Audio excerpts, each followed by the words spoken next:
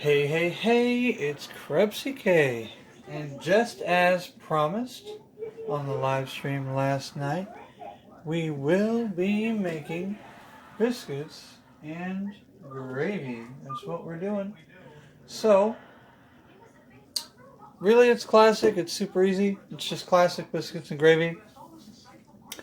The only time I will ever shill a brand is with my biscuits and gravy. You gotta use Jimmy Dean. I don't know any other way to say it. I'm really sorry, but it's got to be Jimmy Dean, regular sausage. There you go.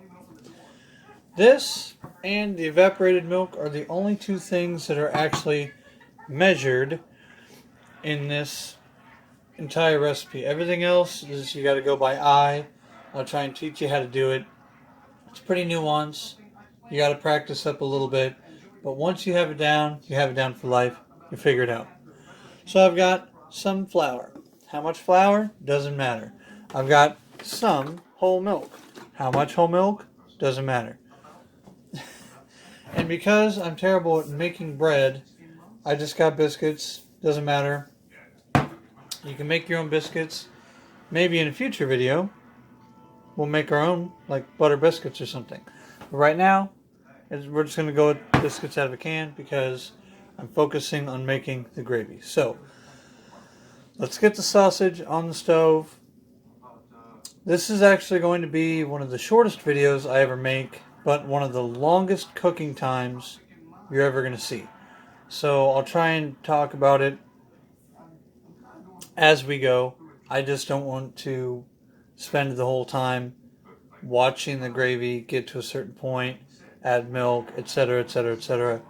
We'll get to that once the sausage is cooked. Alright, so before we drop the sausage, I thought it would be very important for you to know that I'm cooking on an iron skillet. Now what I've done is I've pulled it out of the cupboard and I'm giving it a good wipe down. I put some new oil down and I'm making sure that it gets up to temperature, that the surface of this is very well oiled. You want to do this before and after every time you cook with your iron skillet. Sorry. I have to get a new paper towel. I started to do this before I started filming. Just give me 1 second. Fold this bad boy up. Anyway, I think it's very important to know to properly take care of your iron cookware. You don't have to make biscuits and gravy on iron cookware. I do for a reason. The more you use your iron skillet, the better everything's going to taste over time. And in 10 years, the skillet's effectively going to taste like biscuits and gravy. So, make sure it's clean. This is just cupboard dust, just stuff left over from the skillet here. So I have it set on 5. We're actually going to drop it down to 4.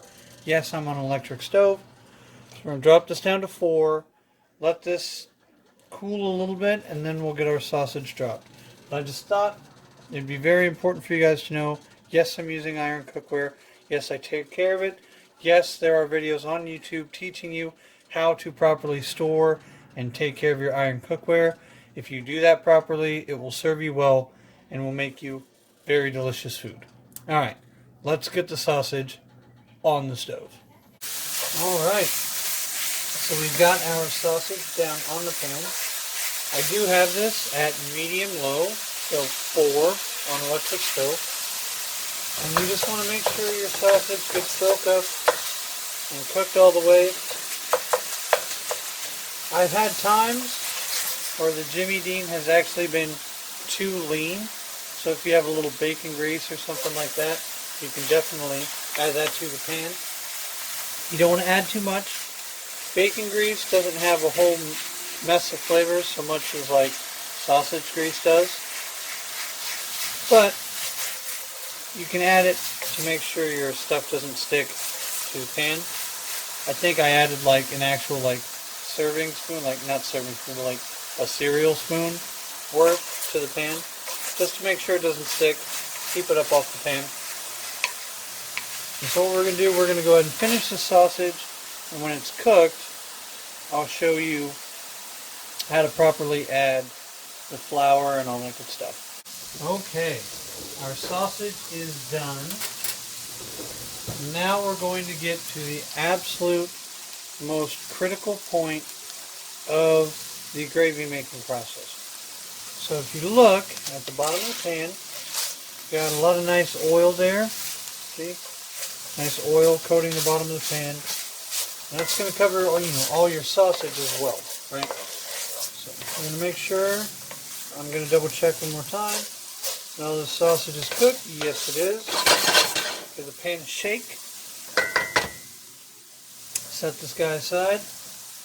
And so what we're going to do is we're going to add the flour. Now this is one of the main reasons why I like to use iron skillet.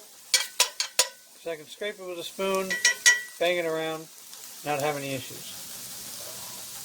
Probably should not have done that with the spoon yet, but that's alright. That's okay. I'll get a second spoon. I don't want to waste the flour. I know flour is cheap, but I don't want to have to go back to the store. Not that I would need it for this dish, but you get the idea. So, I'm going to start with a little bit and sprinkle it. Wait. Yeah, wait. There we go. Right, so we're going to sprinkle this on here. Full disclosure, I lowered it to 3.5 from 4. I just want to make sure, because I don't know how long the explaining is going to take, and I don't want to burn my flour explaining it on camera. So I lowered the temperature a little bit just to explain it to you guys. So what you do is you sprinkle it in, and then you kind of want to like spread it around and almost mash it into the sausage. And what you'll eventually see is the sausage will eventually take a different texture. Sorry guys, I just rocked the camera. So, too much flour and your gravy will taste like flour, and it'll be salt and pepper gravy by the end, I promise. So that's a big deal. Too little flour and you won't capture all that grease, and you will have grease floating on the top of your gravy, and it also will not be good. So there is some nuance, there is some of that stuff you have to understand. There is a nice middle line that you want to be in. Now that middle line is actually pretty wide, right? Like I know it might be a little concerning, like oh no, but if you just make sure to look at your pan as you stir, see there's still a little bit of grease on the pan. We're going to add probably another spoonful here, and I'm getting a little bit of sizzling of greasy flour there on the bottom of the pan. That's fine. That'll all come up when you add. It'll all come up when you add the milk. So I'm going to make sure, and I'm going to press. What I'm going to do is I'm going to press this flour into the sausage and really check the texture of the sausage. You'll start to see the texture of the sausage change. Because you want to make sure you press the grease out, but you don't want too much flour. Again, you don't want too much flour to, take away from the taste of the gravy. Now, this is the most nuanced part about making biscuits and gravy. Making your gravy is just making sure that you can get the right level of grease out, or right level of flour in, I suppose, depending on how you look at it. So it looks like I'm getting a lot of good, grease is starting to cook, or flour, grease, whatever, starting to cook to the bottom of the pan. I'm running out of time here, so you start to get a little texture difference on the grease. So I'm going to go ahead and add my milk. We'll see how this turns out. So first things first, the secret ingredient is a can of evaporated, not condensed, evaporated milk. So we are through the looking glass, folks. We are past all, this is it. We can't go back. We have decided that this is the amount of flour that we want in our gravy. So what's going to happen is as this heats up, I'll put this back on 4, but as this heats up, it is going to get very thick. This is where the milk comes in. You can use whole milk, you can use 2%. As you can see, there's still a little bit of grease. See the little bit of grease right there forming on the top, which means I did not capture all that grease. I did mean to lower the temperature a little bit more, but that's okay. Like I said, not every shot is like a perfect shot. Every time you make biscuits and gravy, it's a little different. Like I said, it's nuance. That's okay. Not capturing all the grease is slightly better, depending on how much grease you don't capture. This is very little. It's slightly better than having too much flour, because at least, you know, all the flavor is still going to be there. I'll just be making less gravy, effectively. We're going to let this heat up. What it's going to do is it's going to get really thick here in a little while. When the temperature comes back up, it's going to get real thick, and then once it does, we can start adding the milk. So, when it starts to get thick, I'll pop the camera back on, we'll add some milk, then we'll have a montage of thickening, adding milk, stirring, thickening, adding milk, stirring, and it's going to be like that probably for the next, 30 minutes to an hour, I would say. The way I make gravy might be slower than other people's, but it comes out very good. So, I'll see you guys in a little while. Alright, so we've got some bubbling there. This is a sign that it's going to start thickening up. And I'm glad I left the milk out, because using cold milk just kind of makes the gravy process a little longer. And since it's kind of, the gallon is running out, I don't mind having some more milk. It's not going to go bad in the next hour or two that it takes to make this. So, it's starting to get real thick. Obviously, you're not going to leave your gravy like this. If you stop now, it's going to turn into flour paste. It's going to be awful. So, it's good when it's hot, but when it cools off, it just becomes just impossible to work with. So we're going to just splash a little bit of milk. And I really mean it's going to be a little at a time. It's very time consuming, but the process is all worth it in the end. So, this is fine. I'm going to mix this in. We'll eventually get there. Like I said, it's going to be a montage of stirring and adding milk, stirring and adding milk, stirring and adding milk. Alright, we're going to let this go ahead and heat up and start bubbling, and then we'll splash a little more milk and get back to it.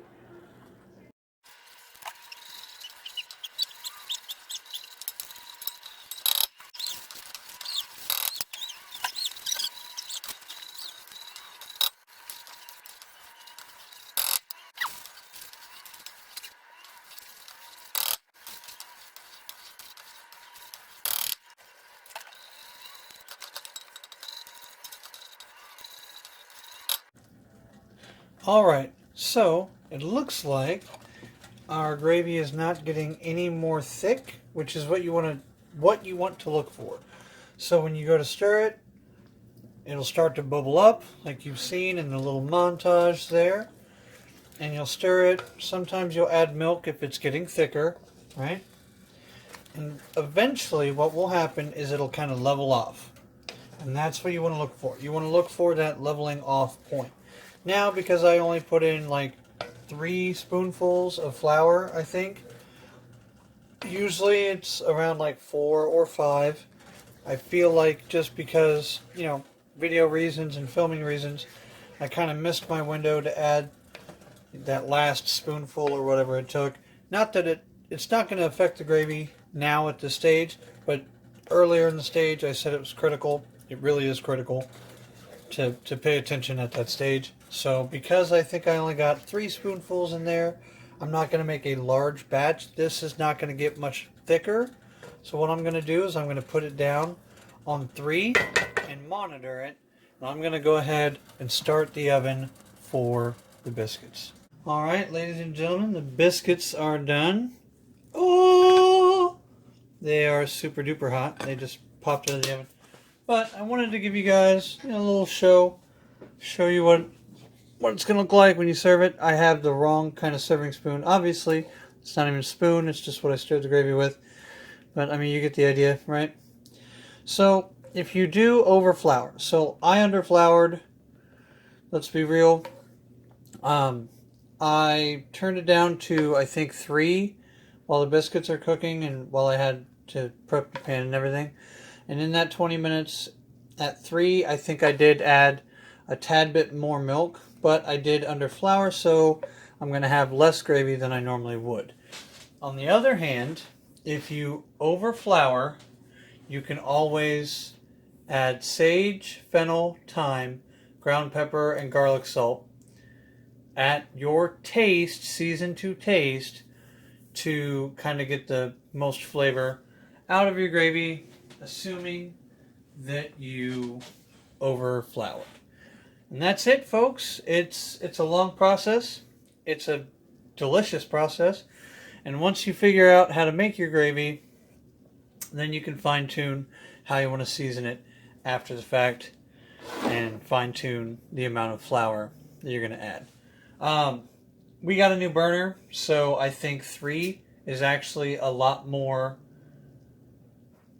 accurate of a temperature, I think, for the sausage and the gravy and all that stuff. 4 was a little high, but again, our old burner at 4 was just right. Test it at home for yourself. It's medium low, right? You wanna make your gravy on medium low. You want to make sure you're not burning stuff. You want to make sure you're not overcooking, overboiling, stuff like that. So I think when you go to add your flour, make sure you drop your temperature down just a little bit so you don't start to burn the flour to the pan before you're done flouring the sausage, which is effectively what happened earlier. I can save it because I know when to, okay, I know when to cut my losses. It's time to add the milk. So if you're having that problem, or if you have that problem more than once, just drop your temperature down. Then you can add more flour. Then you do your milk. 3 to 4 is where you really want to be when you're making your gravy. So I want to thank you all for stopping by. This was Krepsyk. You all have a great day, and I'm getting out of here.